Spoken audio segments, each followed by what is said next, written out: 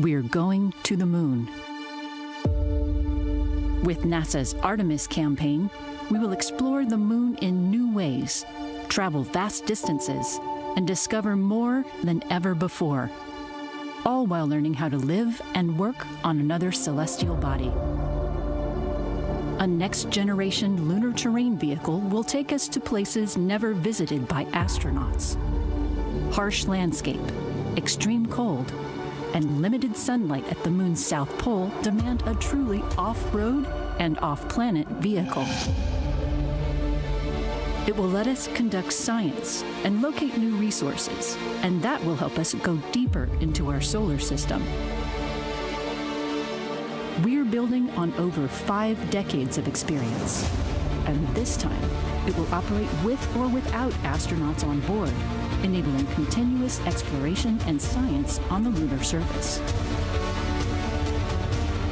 We're sending a robust vehicle that can stand up to the challenges of the moon's south pole. For new discoveries, for places never explored, for the benefit of all. Welcome to the Artemis Generation's Lunar Terrain Vehicle.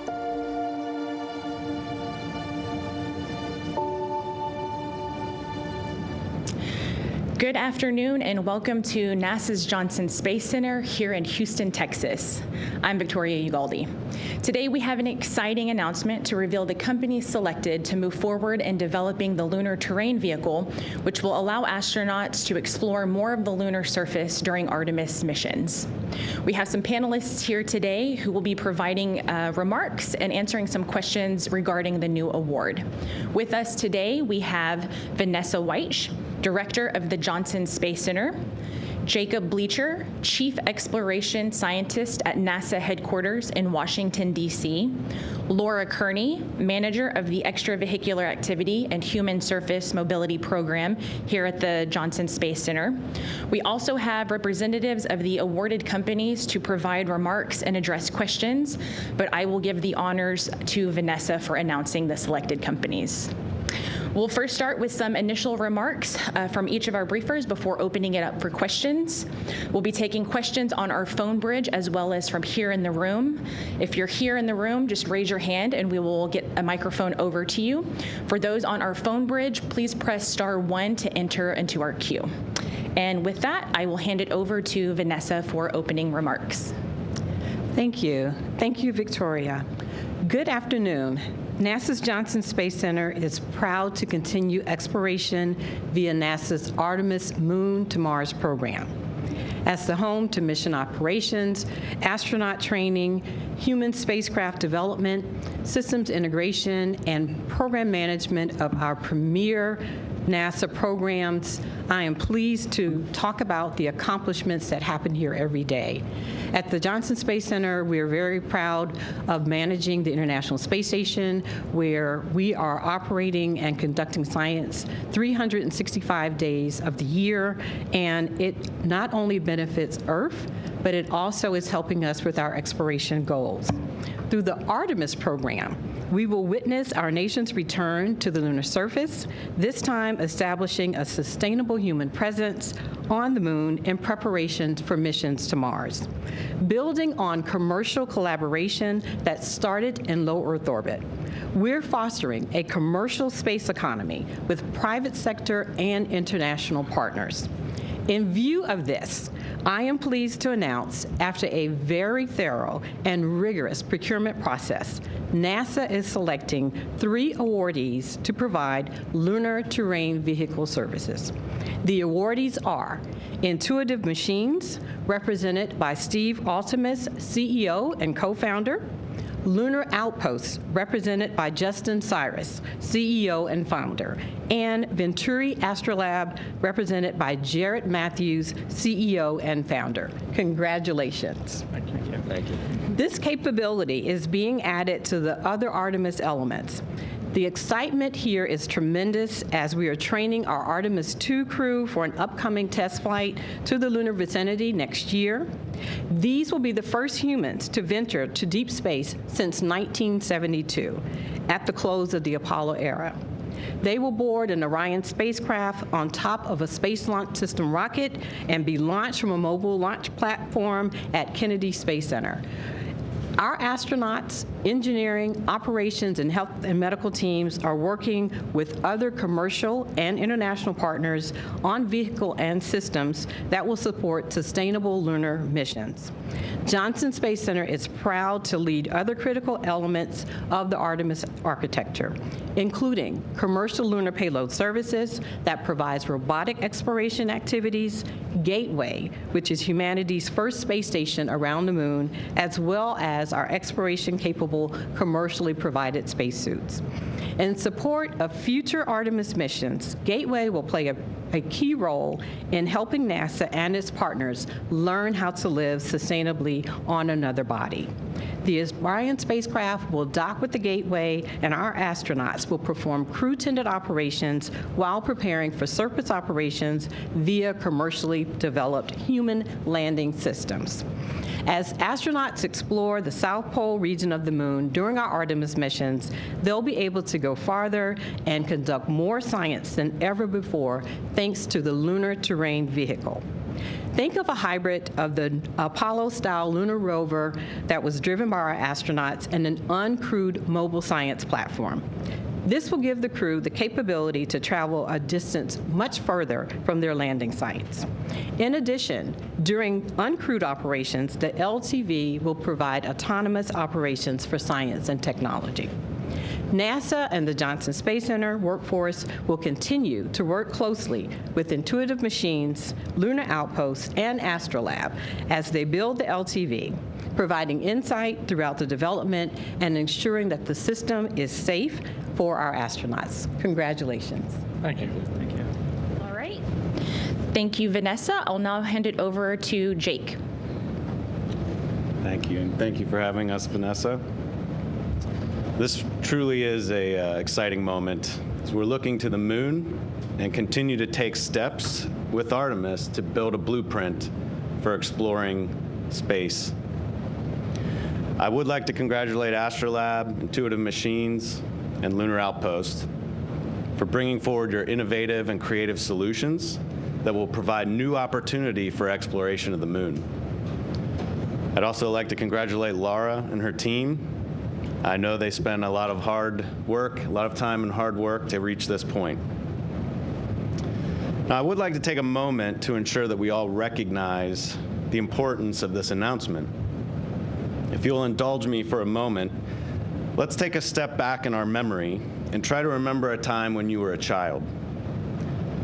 Most likely, your world was as large as the range that you could move under your own power at that time.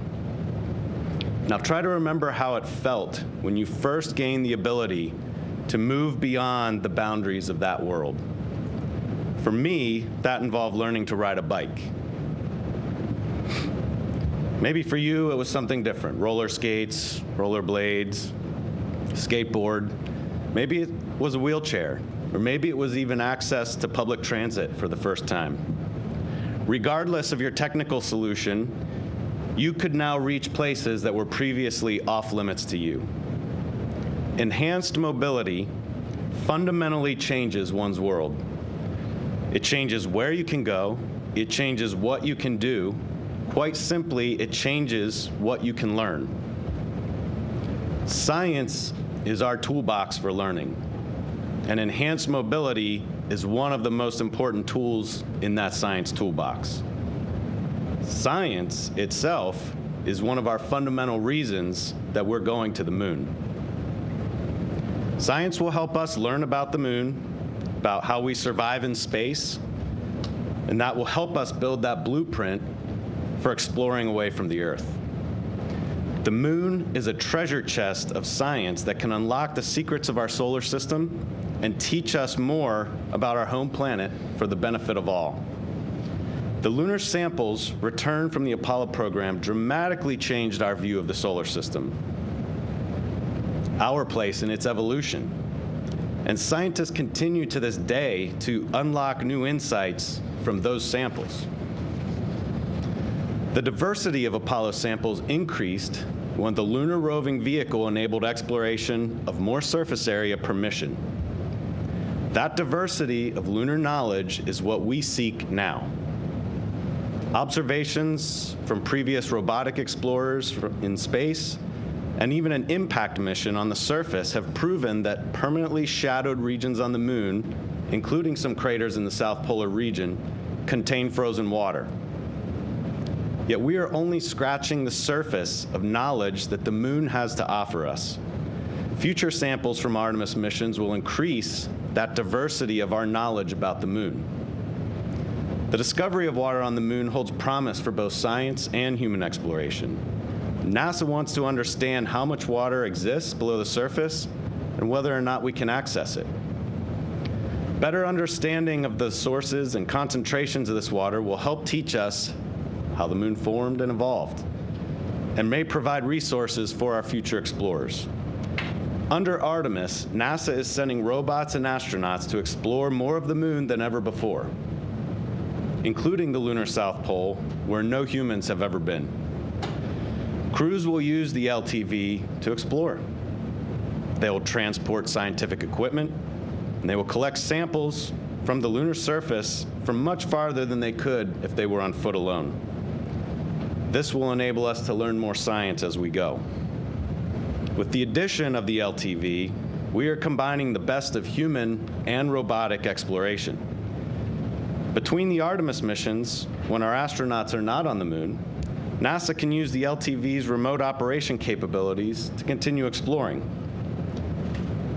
It means also that we'll be able to operate the LTV to meet our crew when they arrive on the surface. That means they'll be ready to go right away to focus on all the exploration that benefits the most from having our astronauts there. And then after the crew leave, the LTV can continue remote operations for additional exploration, prospecting, science, similar to robotic explorers that we have on Mars right now. This can help us identify priorities for our next crewed missions.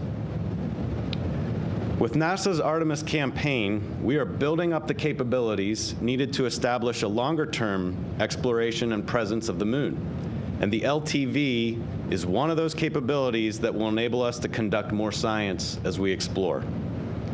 As we will learn to live farther away from home for longer periods of time than ever before, we will build the first long-term presence on the moon and inspire a whole new generation of scientists, engineers, astronauts, artists, and everything else.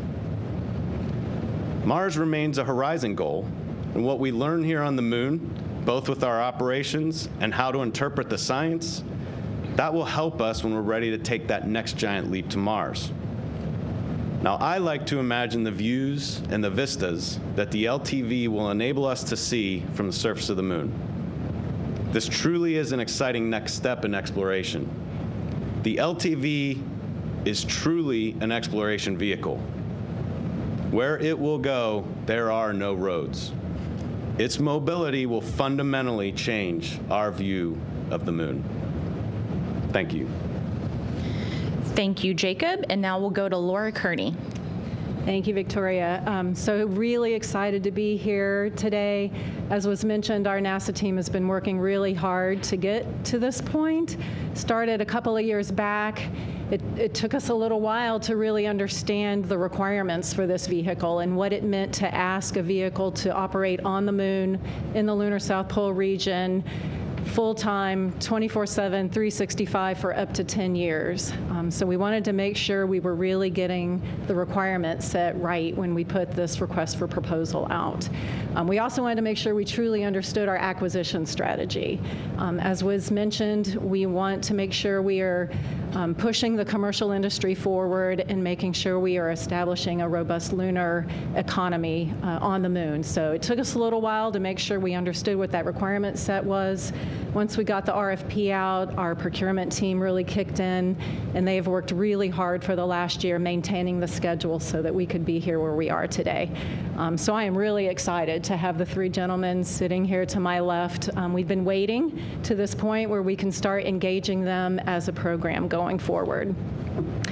So a little bit about the EVA and Human Surface Mobility Program. We are charged with delivering and integrating the EVA spacesuits that will be used to walk on the lunar surface, the LTV that we are here to award today, and the pressurized rover. Together, these three elements will provide the first surface elements for the astronauts in the early Artemis missions. So we have a responsibility not only to deliver these elements on cost and on schedule, but to make sure they are integrated well and meeting all of the objectives of the Artemis enterprise as well as of our science community. So again, we're very excited now that we have these companies and these teams on board, we can better understand what their designs are and how they integrate into the infrastructure that we are charged to support for the Artemis enterprise. A bit about the structure of the contract. It is what we call a service contract. So we have asked these companies not only to design, develop, and deliver a lunar terrain vehicle, but to also get that vehicle to the moon. So as part of their proposals, they propose not only the design of the LTV, but also how they launch it and how they will land it on the lunar surface. Each of their contracts will include that full scope, but they are not actually authorized to do the work until we have put a task order in place. And so by doing this, we will have competitive task orders throughout the life of the contract that ensures we maintain robust competition, we continue to get innovation, and we get the best value for the government and long-term commercial economy. So how we do that at the beginning is we have what we call a feasibility phase. It's a task order that each of these companies will get. It's about 12 months, in duration, and leads up to the preliminary design review. And so during that time, our NASA teams will be working with them to understand what their designs look like, iterating with them on where we can make improvements, and understanding how they incorporate into our overall lunar architecture.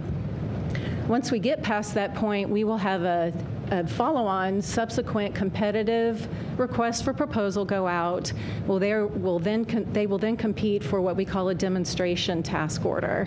That demonstration allows them to finish the development, get the LTV to the moon, and demonstrate it on the surface prior to the arrival of the Artemis 5 crew. We anticipate only being able to award that demonstration task order to one of these companies. Once that demonstration is complete, we'll then move on to what we call service task orders, and that will be an annual cadence where we will work with our Artemis enterprise customers as well as our science customers, and on an annual basis, we will award a service contract for them to provide both crewed and uncrewed services throughout the remaining life of the contract. So again, we are really, really excited. Our congratulations to the three companies from our team. We are looking forward to jumping in with you guys and certainly making LTV a big success. Thank you, Laura. We will now hear remarks from each of the selected companies in alphabetical order, starting with Steve Artemis of Intuitive Machines. Steve? Thank you very much. Welcome, everybody. I'm so excited to be here and receive this award on behalf of our Moon Racer team, which is the reusable, let me write this down here. It's the Reusable Autonomous Crewed Exploration Rover team. Our team is made up of AVL, Boeing, Michelin, Northrop Grumman, with Intuitive Machines as a prime. So we're very excited.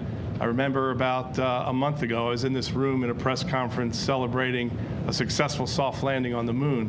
And this next step, this LTV award, is just an exciting next step to put the most critical piece, or the first critical piece of infrastructure on the surface. We're going to need this world-class team to do that because, as you saw in the video, the environment on the moon is harsh. You know, we have 500-degree temperature swings.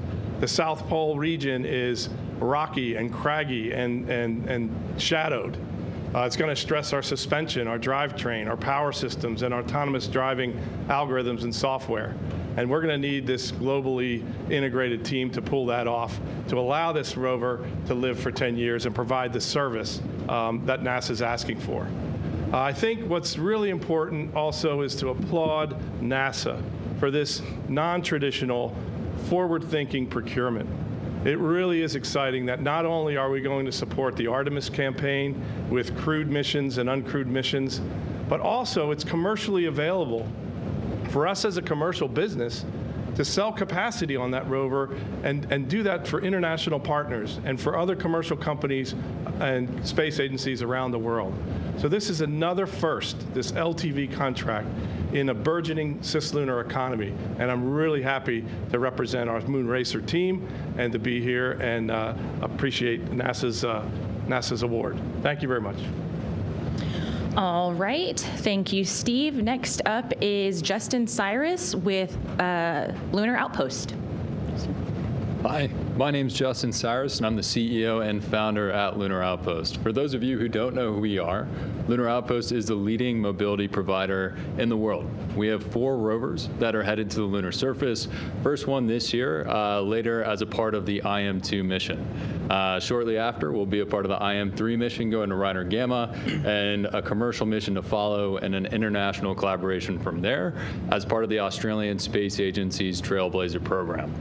So I'm honored to be here representing our company, but also our amazing team.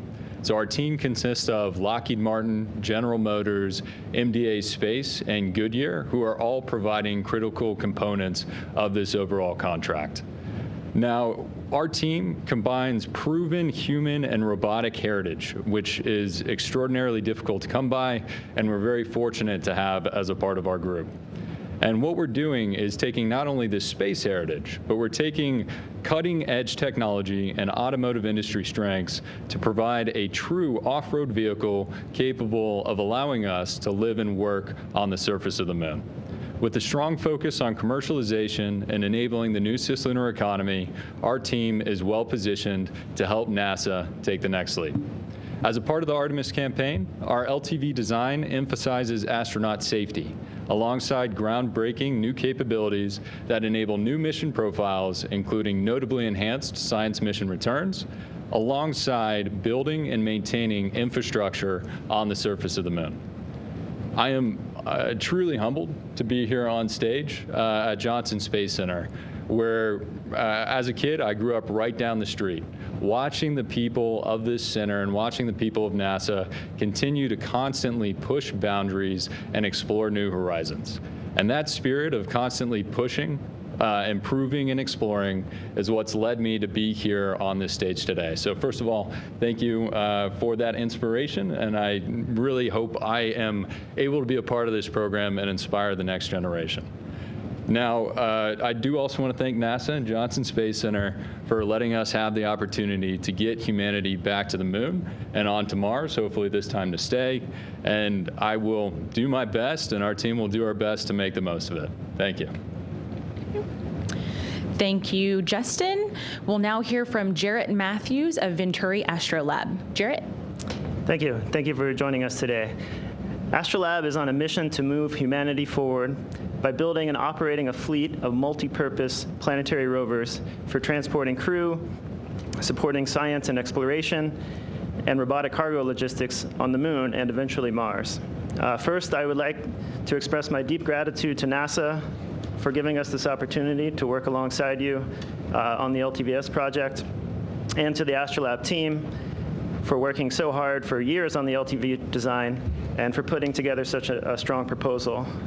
The Astrolab team is comprised of many incredible individuals with decades of experience in human spaceflight, mobility, and planetary robotics, and I'm so proud of them today. I would also like to thank our LTVS team members, Axiom Space and Odyssey Space Research, who are bringing to the team their deep experience in crew interfaces, crew training, flight software, simulation, safety and mission assurance, and mission operations.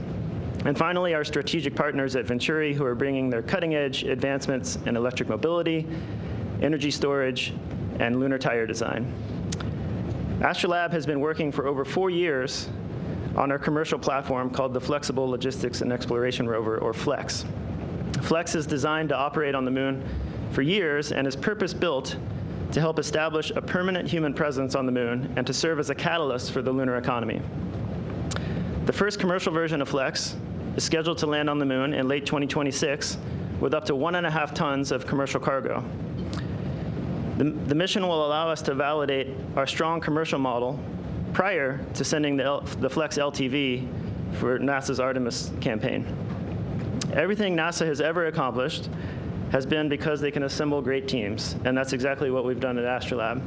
So on behalf of everyone involved with our team, we are honored, humbled, and so very much looking forward to working with NASA to deliver the most capable and versatile rover the world has ever seen. Thank you. All right, and thank you to all of our briefers for those initial remarks. We'll now move on to the question and answer portion of today's news briefing. For all media, both here in the room and on our phone bridge, please remember to state your name, affiliation, and to whom you'd like to direct your question to. And with that, and for those who are in the room, just raise your hand. So with that, we'll go ahead and get started. Hi, Eric Berger with Ars Technica. Thanks for doing this. Question for Laura. You talked about a 12-month feasibility phase, and then there's going to be a competitive RFP. I just want to understand how you're going to maintain competition, but also it sounds like there's just going to be one team building one rover, LTV, that actually gets to the moon for this program. And so at what point do you cut from 3 to 1, and how long does that last? It seems like it's going to be a fairly brief competition in that sense.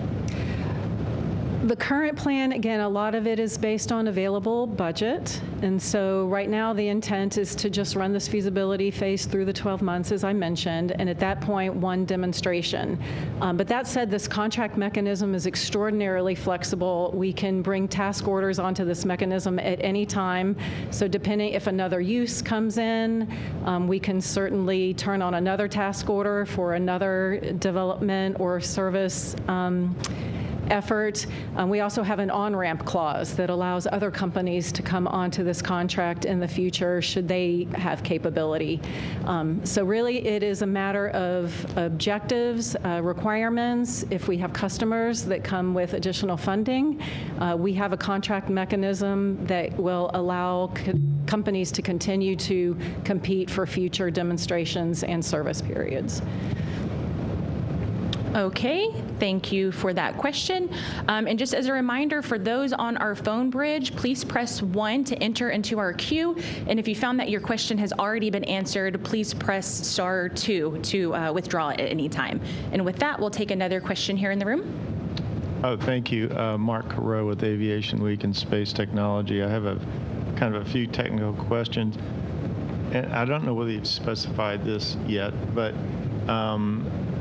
if you could explain how these guys are supposed to be powered, what their range could be, and then maybe you could just describe the kind of environment at the lunar South Pole that these will be experiencing in terms of thermal and maybe radiation and other major factors. Thank you. And perhaps I could start with high-level requirements, and then you gentlemen certainly can jump in. We tried very hard in this requirement set to not be too dictative. We wanted to give just high-level functional requirements, but with an understanding of what the environment is. One of the big challenges at the lunar South Pole is power, given that we are in shadow quite often. So the NASA team had done a lot of analysis to try to understand how we would navigate to an area where we could get to areas where the sun can get to the rover, and we can at least have some kind of power that way. We had derived a certain number of hours, a minimum number of hours that we put on this contract. But we did not limit and we did not define how these systems had to be powered. So they were able to provide innovative solutions and certainly able to provide what I would call excess capacity. If they could, for instance, meet 150 hours and it allows us to stay in darkness longer, that just provides more operational flexibility for us. So that is absolutely one of the driving requirements. As far as thermal, it was mentioned we can swing hundreds of degrees one way or another once, beyond being in the sun to being in the shaded area. Radiation is a big one, to be able to keep electronics alive in that environment. We have asked the companies to meet a 10-year operating life. We did not define how they needed to do that. I use polar examples just to prove a point. They could, for instance, come in and say, I'm going to deliver one rover, it's going to last 10 years, or I'm going to deliver 10 rovers that only last 1 year. And that way they have the trade space to say, maybe I can fly COTS, electronics, but I'm going to have to replace them once a year. Or I have to be extraordinarily robust because I'm going to last 10 years. Those are bounding cases. None of them proposed either of those. But we wanted to be able to give them, again, these high-level requirements, and then they could innovate on how they wanted to solve those problems. I'm happy to hop in. So our company and our team more broadly has some pretty cool technology around this. It's a big part of what we're actually figuring out over the course of our first 4 rover missions to the lunar surface, basically how to squeeze every last watt of power out of these battery systems and conserve that energy for as long as we can. So on our first rover mission, we're just lasting the lunar day, which is a much easier challenge to solve than what we're doing here as a part of LTVS. Second rover mission, all right, now you can start looking at potentially lasting a couple lunar nights. By the time you get to the third and fourth rover missions, then we're looking at operating months at a time, all the way up to years at a time, depending on how those technologies are tested. Another member of our team that we're extraordinarily excited to have is GM. So that's something that they are providing as a part of this overall LTVS program is their new battery technology that comes with much higher energy density that can survive the extremes of the lunar surface. Of course, with a little bit of modification, but it's truly amazing energy storage technology that we're very proud to be bringing into the Artemis program. So our team over at GM will be providing our battery technology, and then Lockheed Martin and Lunar Outpost will basically be figuring out how to make the most of that technology moving forward so we can not only survive the lunar night, but truly operate for many years at a time during the lunar day and lunar night.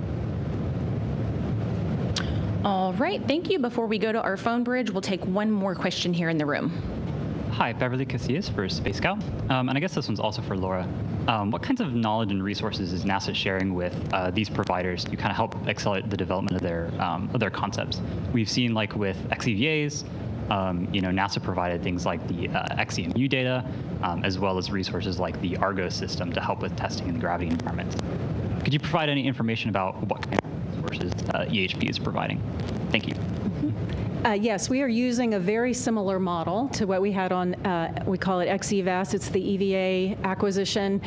We've had a lunar LTV team working within our engineering directorate here at Johnson Space Center for quite some time, building prototypes, understanding requirements, trying to get an idea of what these systems might look like. And we make all of that data available to these companies in a technical library for them to use and learn from and leverage from.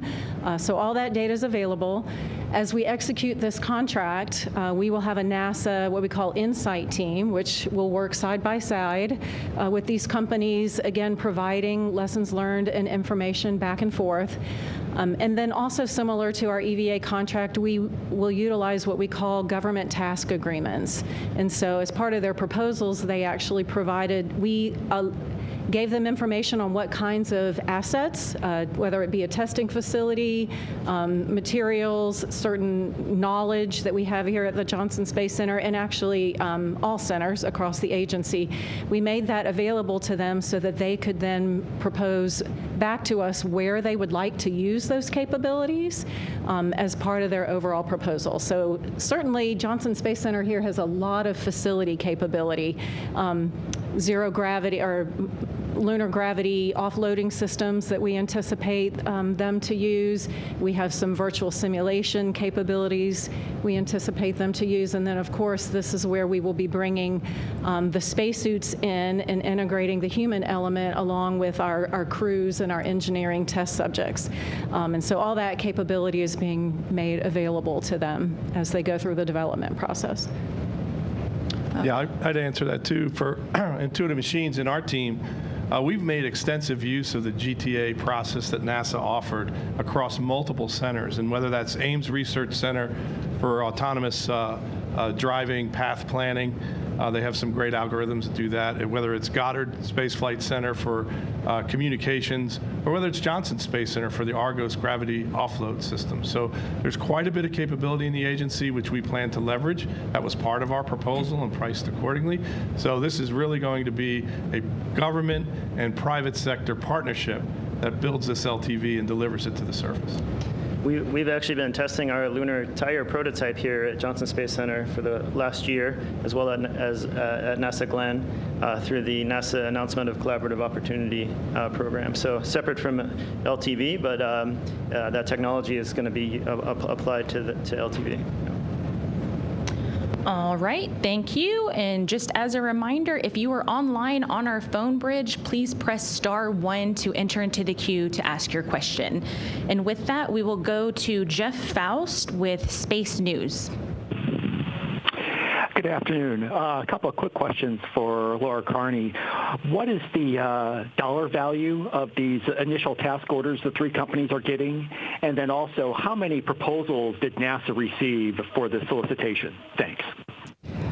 I think I am probably going to have to pass on both of those since we are technically still in a blackout period with these companies.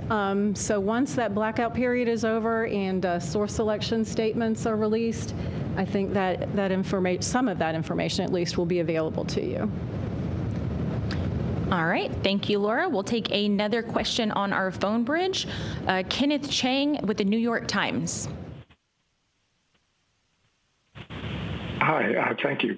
So the question is, how much time will there be for other customers to use the LTV, and how does the coordination go between NASA and the commercial customer if NASA needs the rover at a certain place for the next Artemis mission?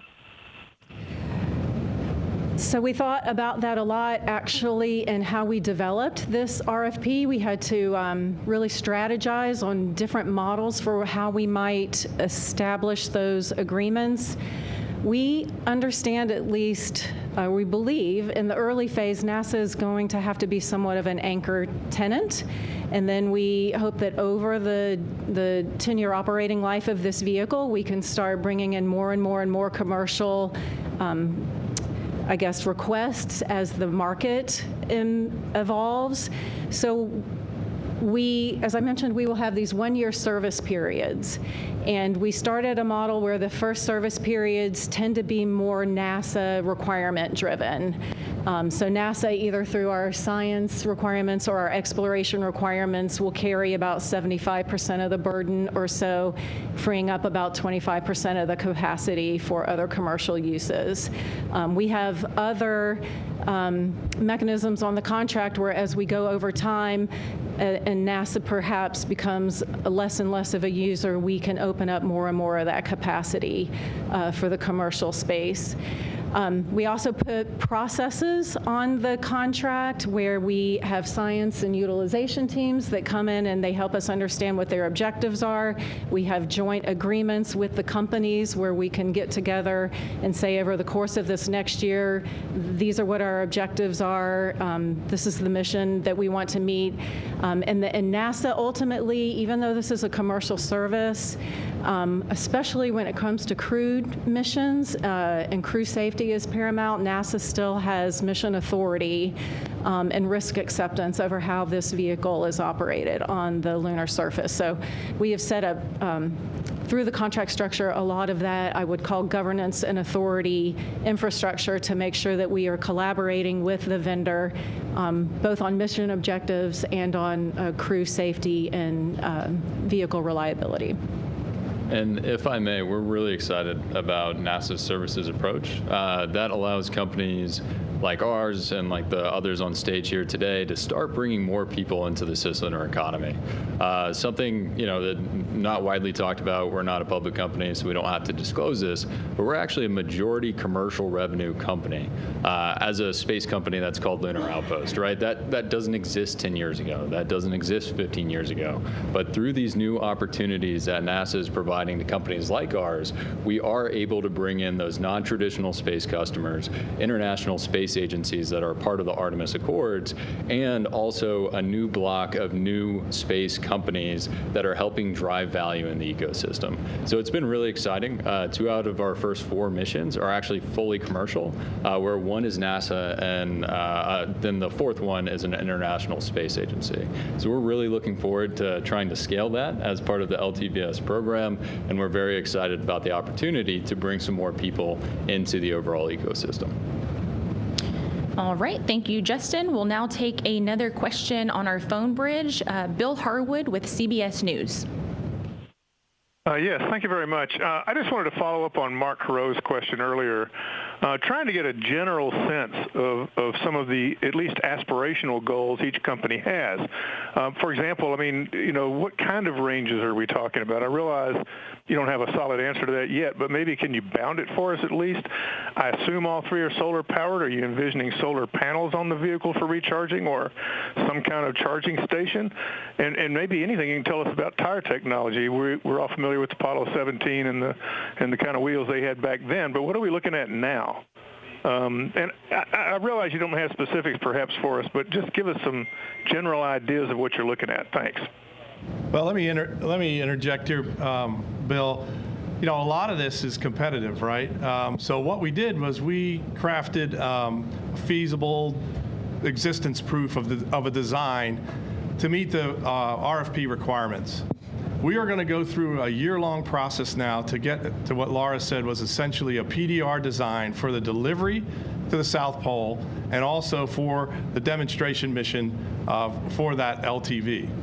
There's a number of the subsystems that we've put in as the initial design that will be traded over that 12-month period that will give us a better understanding of things like survive the night, operate during the night, how effective solar arrays are versus fuel cells, what the drivetrain needs to look like, what the battery life extensions are, what the suspension needs to be, and tires in particular. We brought Michelin on board, who's done extensive work on lunar tires with the Glenn Research Center, and so that research has been going on for years.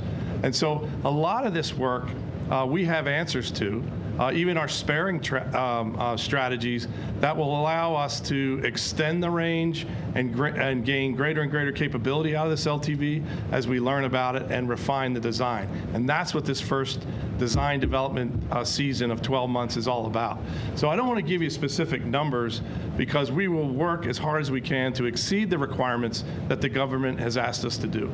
Because it's in our best interest as a commercial business to have more capability to provide to commercial and international partners. Yeah, I mean, as Steve said, it's a competition, so holding the numbers a little bit close, but I can say Goodyear Tire Technology, absolutely awesome. I'm really excited to see how they can bring some of the technology that we're using as a part of LTVS back down here to Earth. I want a set of those tires for my own off-road vehicle, but hopefully you'll see some cool pictures. And I do think we have them in our render as well, so happy to share that publicly. But the tire technology truly is a step forward for exploring other planetary bodies. Yeah, and I'll just say at Astrolab, we're a very hardware-rich, iterative design approach kind of company, and we built a full-scale, fully functional terrestrial prototype over 2 years ago now and have been doing thousands of hours of testing in the field with it. We frequently take it out to the Death Valley area in California, and that has allowed us to stress the hardware and actually try out our tire prototypes in the real-world environment, as well as in our environmental chambers that we have at our company. And so our tire technology has actually already been in thermal vacuum chambers. It's currently on an endurance test rig at NASA Glenn. And so we're coming into this with a lot of experience already with the technologies we're planning to apply here. Like my colleagues here, or the others on the stage here, we intend to exceed NASA's requirements. I can tell you, some of those requirements are that it travel 15 kilometers an hour, that it'd be able to traverse 20 kilometers in a charge, and be able to support a full 8-hour EVA. So all those are the base level requirements, and again, it's our intention to exceed those by quite a lot in most instances. All right, thank you, Jarrett. We'll now take another question here in the room. Hi, this is Eric Berger again. Question for either Jacob or Laura. I just want to get a sense from you of whether you think the commercial space industry is ready to step up to this challenge. I mean, the initial lunar rovers, from Apollo lasted for a few days, and now you're asking for something to last for 10 years in a very harsh environment, harsher than where the Apollo missions were.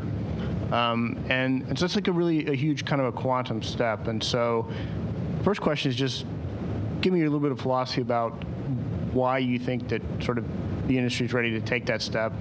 And secondly, I just want to confirm this is planned to be land prior to the third human landing on the moon, probably Artemis 5, but it's just to be for the third human mission. Is that right? So I'll answer the second part. So again, under this contract, they have proposed their own mechanism for landing on the moon. So it is not really tied to the Artemis human missions. Our objective and our plan is to have an LTV on the surface prior to the Artemis 5 crew arrival. If they can get there earlier, we'll take it earlier. If it's there for the Artemis 4 crew, all the better. And certainly as soon as it's on the surface, it can start doing unmanned teleoperated science. So again, we're not fundamentally linked and tied to a specific Artemis mission necessarily. As far as whether they're up to the challenge, again, I mentioned we spent quite a bit of time gathering industry data through requests for information, trying to understand where we thought the state of the art was, what their capabilities were. I know we're asking a lot of these companies, but I think as you hear these gentlemen talk, I think they're up to the challenge, and we are certainly here to help them be successful. Yeah, Eric, I would add a comment to that in terms of a burgeoning cislunar economy or commercial economy. If you dovetail this with the commercial lunar payload service contract, we now are set for an annual cadence of mission deliveries to the surface of the moon.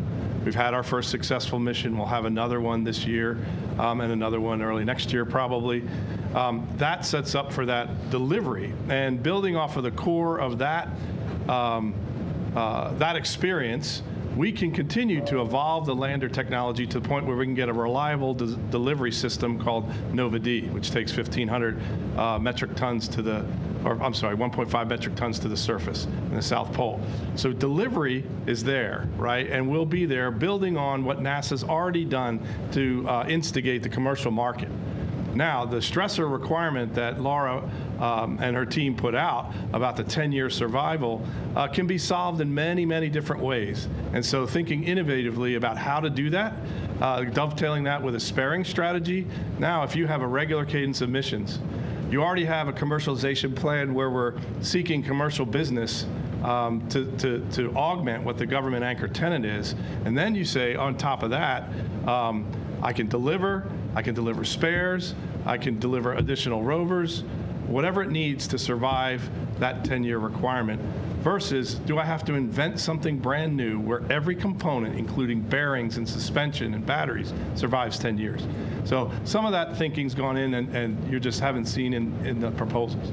Yeah, and I agree with Steve wholeheartedly. I think because LTVS exists as a part of the Artemis ecosystem, we are able to leverage those other opportunities, whether it's part of the CLIPS program to prove out heritage on the surface of the moon, or whether it's to leverage high degrees of heritage of our partners and that testing that we can do here on the lunar surface that's going to happen as a part of these other programs as well. And that's something Apollo didn't have. When Apollo was putting the LRV on the lunar surface, it was the first time that rover was on the lunar surface. First time most of that technology was on the surface of the moon. So if we're able to test out not only the tires, which I mentioned earlier, Goodyear tires, in a vacuum here on Earth, but if we're able to put them on the surface of the moon, understand exactly how they interact with that regolith and what that wear is going to be like over time, that provides us a lot more data and a lot more knowledge on how to meet these very difficult requirements that are a part of the LTVS program.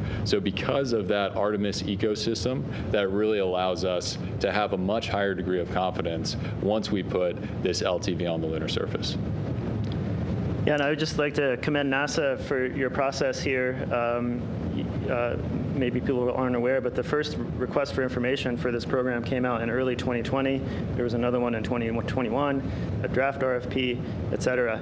And we were engaged in that conversation all along, and NASA has really, I think, taken to heart the industry input, not just on the technological limitations and the requirements, but on the commercial constraints that we're operating under and allowing for commercial activity on these missions. So really appreciate that. We have a similar strategy where we've already signed an agreement to go to the moon in 2026 to prove out our commercial model, and we've last year announced a number of companies who have signed up to go with us on that mission. And that mission, of course, will be a precursor to LTVS and allow us to learn and improve the system before it serves the Artemis campaign. Yeah, and I'll add a little bit about your point about the harshness of the environment.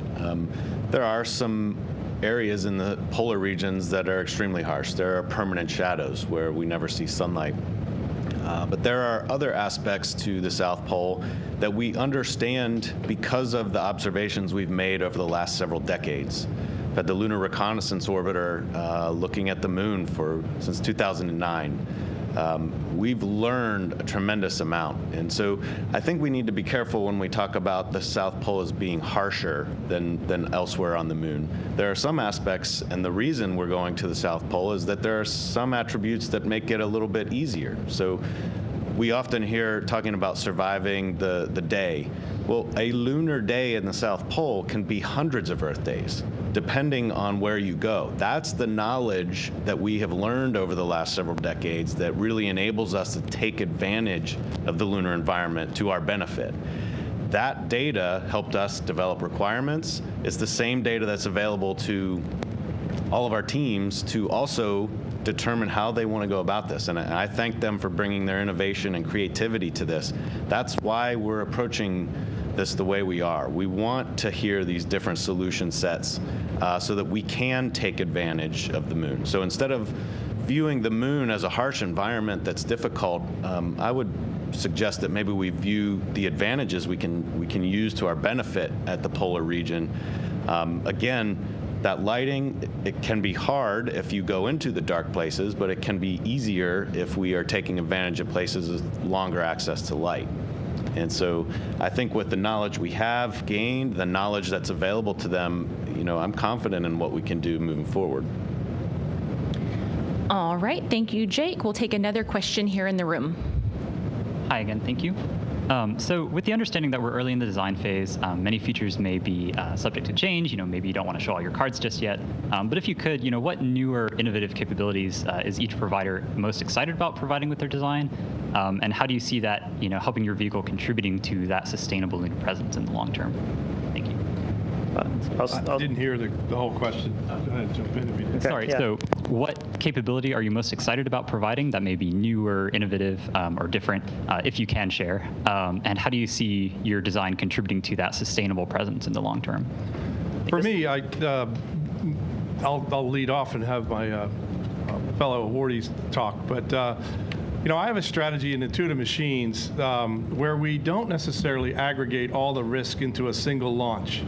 So by providing components at a certain size in an economy, you can actually make more progress along the way. So like I talked with Eric's question about an annual cadence of missions, we can talk about resupply, we can talk about delivery of components and delivery of systems. that feed the broader ecosystem or the broader economy. So if you have an SLS or a Starship launch to the surface, you tend to aggregate risk in that one vehicle.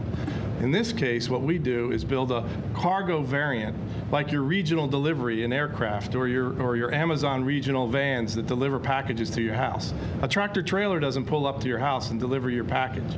A regional van does. And so taking that regional delivery approach and architecture means that we've lowered the risk for NASA, we've lowered the cost of access to the lunar surface, and we've actually allowed more participants in the lunar economy, and that's what I'm most proud of.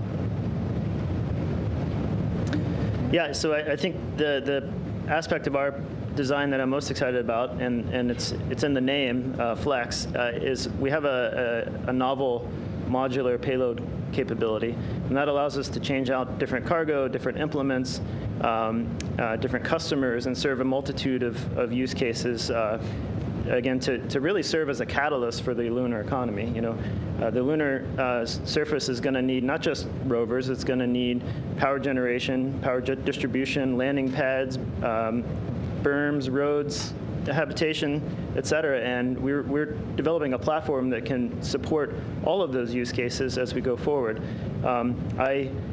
Prior to starting Astrolab, I worked at SpaceX and worked on Starship, and really got excited about that capability and just the sheer tonnage that we'll soon be able to bring to the lunar surface, not only with Starship, but the other CLPS landers and the other HLS landers in work.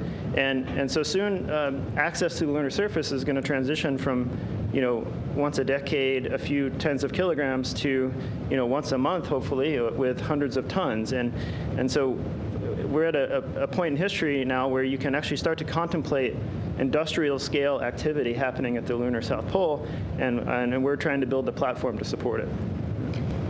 And I'll chime in. I think my fellow awardees spoke pretty awesomely about the opportunity that's ahead of us if we do this right.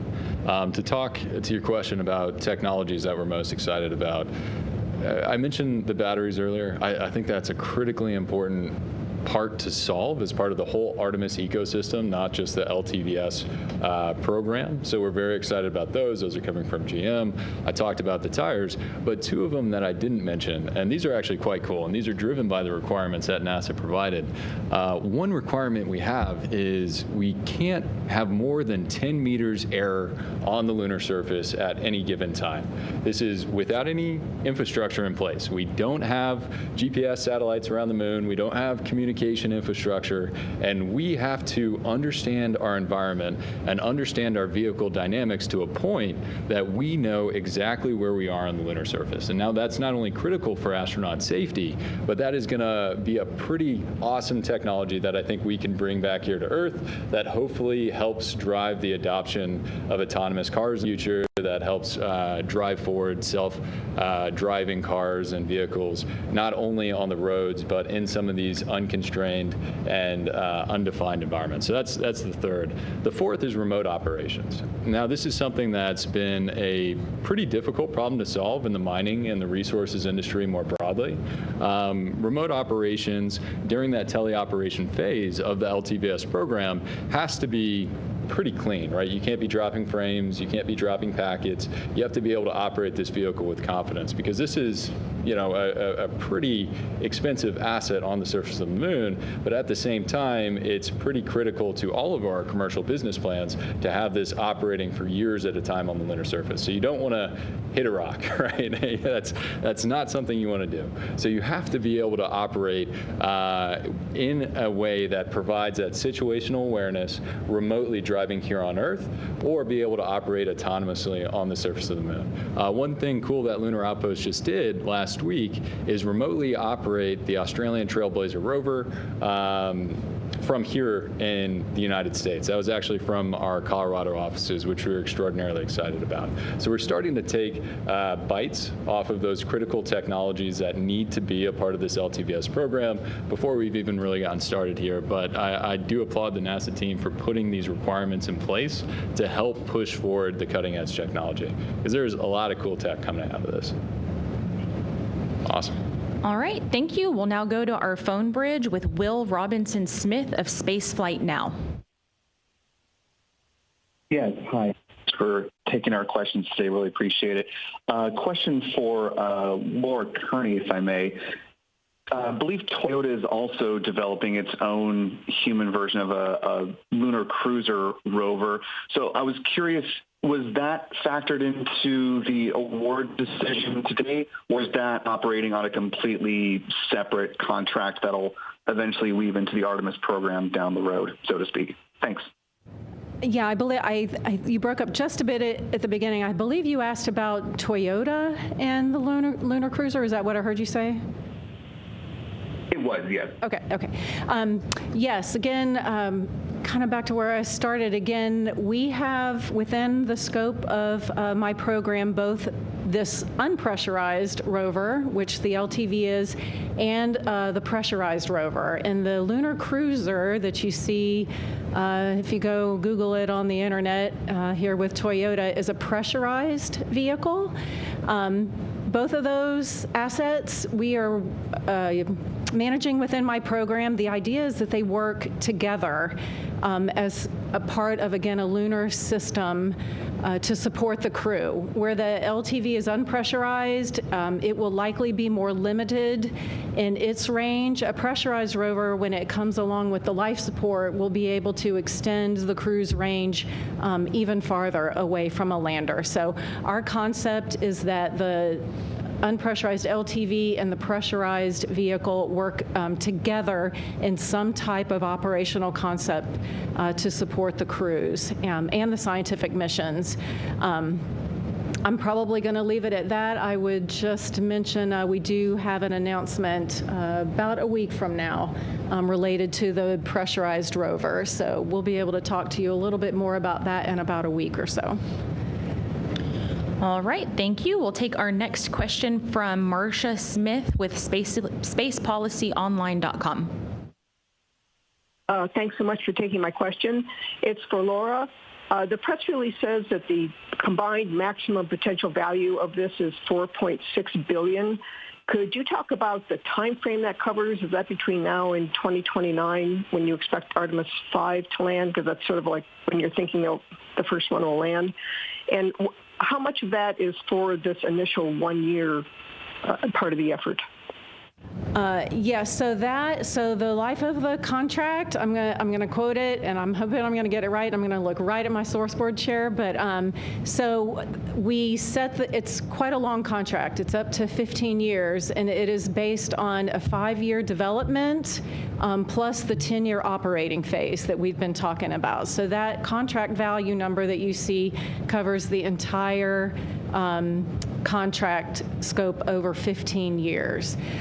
And don't confuse contract value necessarily with budget. It's just a number that is on this contract that we are authorized to put these task orders out up to as objectives come on, and we want potentially to bring new task orders onto this contract. So the feasibility phase that is up front is only a small fraction, I would say, of the overall cost. It's again, all of these companies have prototypes that they already have in place and that they're working.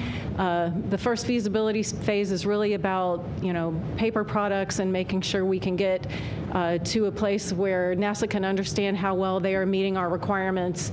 So the first phase is really not a significant overall piece of that cost. The demonstration phase is quite a big chunk, and then of course, 10 years of operating services as well. So I think hopefully that answered your question. All right, thank you, Laura. We'll now go to Jim Siegel with Florida Media Now. Hi, everybody. Thanks for taking my question. I was actually going to ask a little bit about the pressurized system, so you've already answered that, Laura, but I did want to know from each one of the three awardees, relatively how many people are going to be working on this project for each one of your organizations? Are we talking about 10 or 15 or 500 or what? Could you speculate on what that might be? Thank you. Well, I would say this first phase is significantly limited, as Laura indicated, where it's really a feasibility of design and design maturation to preliminary design review. And so the way we strategized about that, we are certainly going to use all the team members to bring their talents to bear.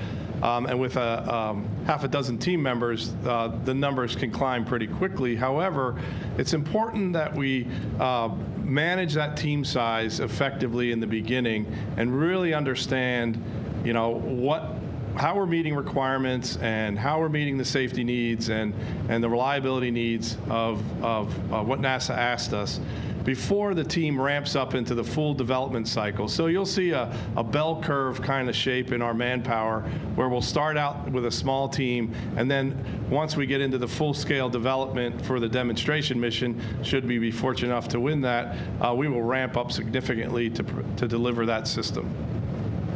Awesome. Yeah, happy to chime in.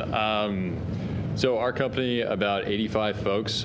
We have 100 that we're going to be at the end of next quarter. But I will say we have the benefit of having truly amazing partners in Lockheed Martin, General Motors, Goodyear, MDA Space, and each one of those companies is a multi-billion-dollar company that can throw serious resources at this. I will say, although our team is 85 people, we're 85 people that focus solely on mobility, robotic systems, for space, and extreme environments. So we're throwing our entire team at this, everything we have, and we will be bringing on more A+ talent. So just a quick plug, if you want a job, shoot us your resume. We're always looking for really awesome people here in Houston and also in Denver, Colorado. Yeah, we're a similar scale to Lunar Outpost, and of course we also have partners as well, Axiom Space and Odyssey Space Research. So, in aggregate, there'll be certainly in excess of 100 in the first year working on this. This is our sole focus of our company. We are developing our commercial platform regardless. So we're all in on this solution, and so it's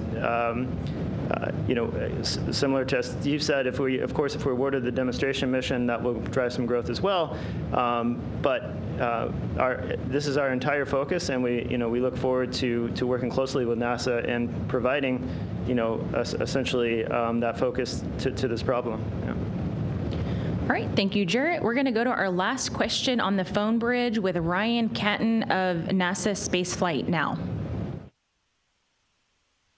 Thank you. I'm interested in the remote/autonomous operations that were mentioned. Is that going to be purely for moving the vehicle between different landing sites, or will they be able to host science payloads? And if they can host science payloads, are they going to be able to be interchangeable by astronauts? Is it going to be more, or are they going to be permanently fixed for thinking of the Mars rovers that we currently have? Thank you.